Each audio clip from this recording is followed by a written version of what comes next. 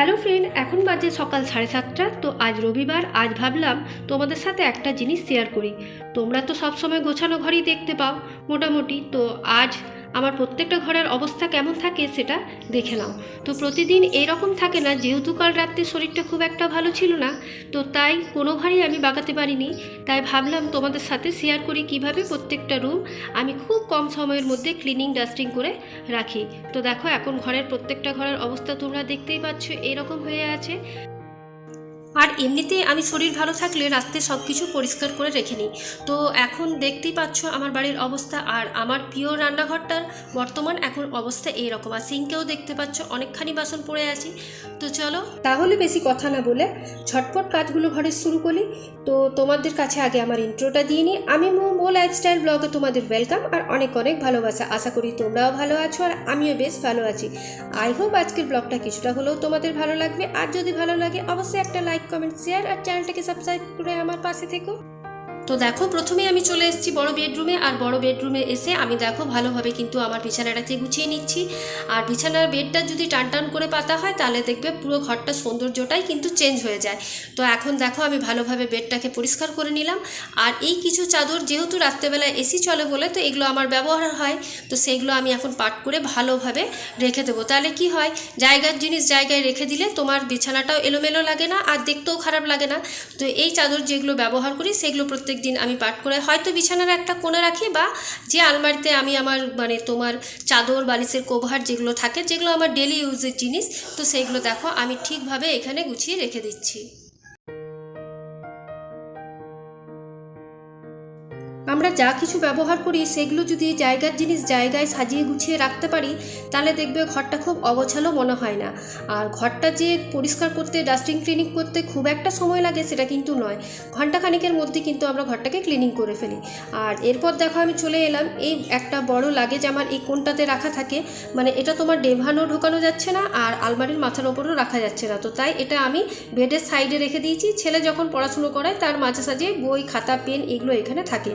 তো দেখো ওটাকেও আমি একটু ঝেড়ে নিলাম, যে তোমার আমি ওখানে ব্লাউজ পিসগুলো ক্লথের মতন ইউজ করেছি, তো সেটা দিয়ে ঢাকা দিয়ে দিলাম তোমার লাগেজটাকে। আর তারপর এটাকে দেখো বইগুলো রেখে দিলাম। আর এরপর দেখছো এই জানলাটাকে আমি প্রত্যেক দিন কিন্তু নেটটা মুছে নিই, কারণ এই নেটটা না মুছলে তোমার একটা দেখবে ধুলো আর তোমার ঝুল জমে যায়, তো দেখতে বাজে লাগে। আর এই জানলাটা এখন আর আমি খুলতে পারছি না, যেহেতু মৌচাকের বাসা বেঁধেছে। তো দেখো আমার এখানটা পরিষ্কার হয়ে যাওয়ার পর আমি চলে এলাম সোজা একদম সুইচ বোর্ডগুলোতে। সুইচ বোর্ডগুলো যদি আমরা এরকমভাবে প্রত্যেক দিন একটু করে পরিষ্কার করে নিই তাহলে দেখবে নোংরাও হয় না আর দেখতেও খারাপ লাগে না। আর আমার কিন্তু সুইচ বোর্ডে কোনোটাতেই কোনো স্পট নেই, দেখো প্রত্যেকটাই ক্লিয়ার। আর আমি কিন্তু প্রত্যেক দিন এইরকমভাবে ওয়ালগুলো পরিষ্কার করি না, সপ্তাহে একদিন আমি যে কোনো সময় ওয়ালগুলোকে পরিষ্কার করে থাকি। তাহলে কি তোমার ওয়ালগুলো চকচক করে, দেখতেই পাচ্ছ কতটা চকচক। আর ওয়ালগুলো পরিষ্কার করার সময় আমি একটু শ্যাম্পু জল ব্যবহার করি, তাহলে কিন্তু পুট্টির দেওয়ালগুলো বেশ ভালো পরিষ্কার হয়ে যায়। এরপর আমি চলে এলাম, যেটুকু আমার এই বেডরুমের মধ্যে ফার্নিচার আছে সেগুলোকে আমি ডাস্টিং করে নেব। তো এই কোণার মধ্যে দেখতেই পাচ্ছ টেডি বিয়ারগুলো রাখা আছে, তো টেডি বিয়ারগুলোকে উঠে একটু ছিঁড়ে নিলাম, যেহেতু ধুলো দেখো আমরা চোখে দেখতে পাই না কিন্তু একটু হলেও ধুলোটা বসে। তো টেডি বিয়ারগুলোকে পরিষ্কার করার পর যেখানে ছিল সেখানে রেখে দিলাম। আর তারপর এই ড্রেসিং টেবিলে যেটুকু জিনিস আছে সেগুলোকে ভালোভাবে নামিয়ে তারপর ধুলোটাকে পরিষ্কার করে নেব।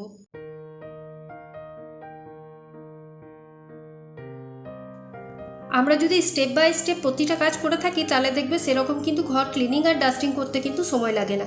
তো আমি এরকমভাবেই করি, তো সেটাই তোমাদের সাথে শেয়ার করছি। তো দেখো ড্রেসিং টেবিলে যতগুলো জিনিস আছে সেগুলো একটু ভিজে কাপড় দিয়ে কিন্তু মুছে নিলাম। আর দেখো পরিষ্কারও হয়ে গেল জায়গাটা। আর বেশি কিন্তু সময় লাগে না, যখন করবে তখন একটা রুম পুরো ভালোভাবে ক্লিন করে নেবে। তারপর দেখো আমি সোজা চলে এসেছি ছোটো রুমটাতে। আর ছোটো রুমে আমার খুব একটা বেশি ফার্নিচার নেই, একটা আলমারি আর তোমার কম্পিউটার টেবিলটা আর এই কিছু শোপিস। তো এই যে উপরে আমার ডিভান্ডের উপরে যে শোপিসগুলো থাকে সেগুলো আমি প্রত্যেক দিন একটু করে মুছে নিই, তাহলে কি হয় যেটুকু ধুলোটা পড়ে সেটা তোমার পরিষ্কার হয়ে যায়। আর আমি কিন্তু একটা কাপড় দিয়ে মুছছি না, আমি ফার্নিচার বলো আর যাই বলো প্রত্যেকটা ঘরের জন্য এক একটা রেখে দিয়েছি। আমি গামছা ইউজ করে থাকি, অন্য কিছু ইউজ করি না। তো সুতির গামছা হলে বেস্ট হয়, তো ওই সুতির গামছাটাকে আমি একটু কলিন দিয়ে ভিজিয়ে নিই, তারপর প্রত্যেকটা ফার্নিচারকে ভালোভাবে পরিষ্কার করে নিই। তো দেখো আমার এই যে উপরে ডিভান্ডের মধ্যে যে যে শোপিসগুলো ছিল সেগুলো আমি বেশ ভালোভাবে ক্লিন করে নিলাম।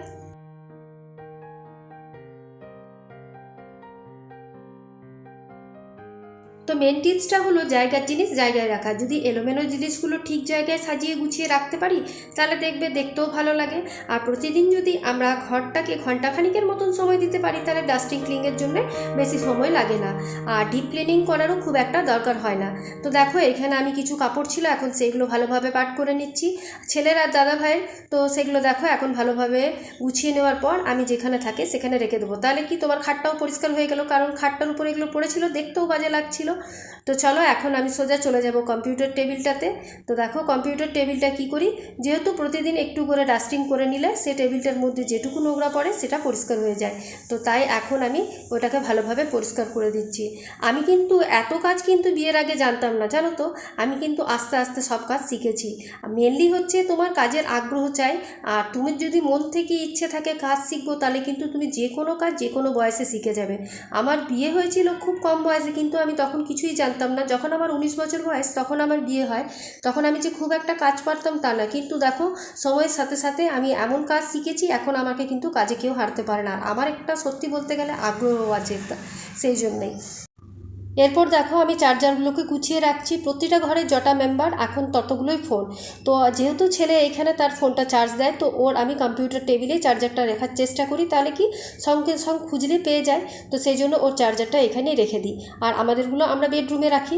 আর এদিকে দেখতেই পাচ্ছ এখন আমার এই ডাইনিং টেবিলটার পরিস্থিতি খুব খারাপ, সব জিনিস এলোমেলো হয়ে পড়ে আছে। আর রাত্রেবেলায় এগুলো সব মানে তোমার মানে অগোছালোই ছিল, তো সেগুলো এখন ভালোভাবে যা যা আছে সেইগুলো উঠিয়ে এখন আমি এগুলোকে রান্নাঘরে রেখে দিয়ে আসবো।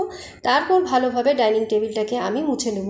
তো দেখো এখানে বোতলগুলো যেখানে রাখা আছে সেখানে দেখতেই পাচ্ছ কী পরিমাণ ধুলো পড়েছে। রাত্রে তুমি যতই পুছে রাখো কিন্তু আমাদের যা বড় বড় জানলা আর যা ধুলো ঢোকে তাতে কিন্তু ডাইনিং টেবিল 2 থেকে 3 বার আমাদেরকে মুছতেই হয়। তো আমি সারাদিনে হয়তো ডাইনিং টেবিলটা 3 থেকে 4 বার মুছেই থাকি।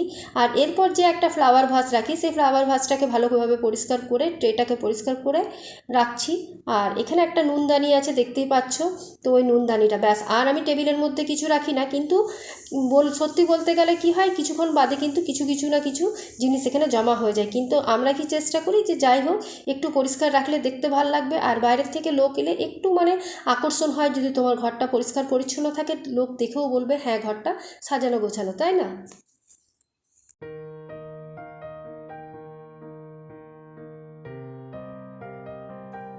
এবার দেখো আমি যে টিপসটা সেটা হচ্ছে তোমার যে আমার ডাইনিংয়ে যেটুকু জিনিস আছে সেগুলো আমি ভালোভাবে ক্লিনিং করে নিচ্ছি।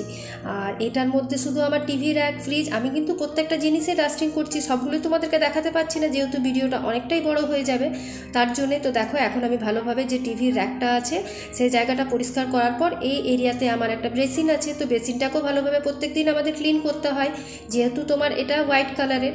আর একদিন যদি বাদ দিয়ে দিই তাহলে কিন্তু ধুলো মানে বসে একই রকম দেখতে বাজে লাগে। তো সেই জন্যে আমি দুবেলায় কিন্তু বেসিনটা ভালোভাবে একবার করে মেজে নিই, তাহলে কি হয় একটু পরিষ্কারও থাকে আর দেখতেও ভালো লাগে। আর এখানে শুধু আমার একটা হ্যান্ড ওয়াশ থাকে আর কিছু না। তো তোমরা দেখতেই পাচ্ছ প্রথমে আমি বেডরুমটা করলাম, তারপর ছোটো রুমটা করলাম, তারপর ডাইনিং, তারপর আমি সোজা চলে এলাম রান্নাঘরে। এরকম যদি এক একটা করে আমরা করি তাহলে কিন্তু বেশিক্ষণ সময় লাগে না। আর যদি আমি এই দিক থেকে ওই দিক করতে থাকি কাজ তাহলে কিন্তু কাজগুলো একদম পরিষ্কারও হয় না আর ভালোভাবেও হয় না। তো তার জন্য দেখো এখন এবার সোজা সব ঘরগুলো কমপ্লিট হওয়ার পর আমি সোজা চলে এসেছি রান্নাঘরে গ্যাস ওভেনটাকে ভালোভাবে পরিষ্কার করে তারপর টপ কাউন্টারটাকেও পরিষ্কার করে নেব। তো দেখো আমার গ্যাসটাও পরিষ্কার হয়ে গেছে। আর রাত্রে সত্যি বলতে গেলে আমি কিন্তু গ্যাসটা কালকে পরিষ্কার করে শুতে পারিনি, ওই যে বললাম আমার শরীরটা একদম ভালো ছিল না তার জন্যে। তো দেখো আমার গ্যাস ওভেনটা ভালোভাবে পরিষ্কার হয়ে গেছে। এরপর আমি কাউন্টার টপটাকে ভালোভাবে মুছে নেব, যেখানে যা আছে সব কিছুই ভালোভাবে পরিষ্কার করে নেব।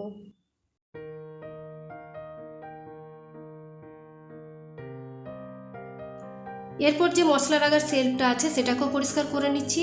আর এটা কিন্তু আমার প্রত্যেক দিনের অভ্যাস, জানো তো। এটা ভিডিও করছি বলে না যে আমি এগুলোকে পরিষ্কার করছি, আমি প্রতিদিন যখনই সময় পাই এরকমভাবে কোটো বাটা যা আছে আর একটু র্যাকগুলোকে পরিষ্কার করে নিই, কারণ একটু হলেও ধুলো বসে, তো এরকমভাবে পরিষ্কার করে নিলে দেখতে ভালো লাগে। তো দেখো ফাইনাল লুক দেখাচ্ছি, আমার রান্নাঘর তোমার একদম ক্লিন হয়ে গেছে, দেখতেই পাচ্ছ। এরপর চলো তোমাদেরকে বেডরুমগুলো দেখাই। তো এরপর দেখো বড় বেডরুমটা আমার সাজানো গোছানোর পর ঠিক এইরকম লাগছে। তোমরা দেখতেই পাচ্ছ খুব অল্প সময়ের মধ্যে আমার ঘন্টাখানেক সময় লেগেছিল এই ঘরগুলোকে পরিষ্কার করতে।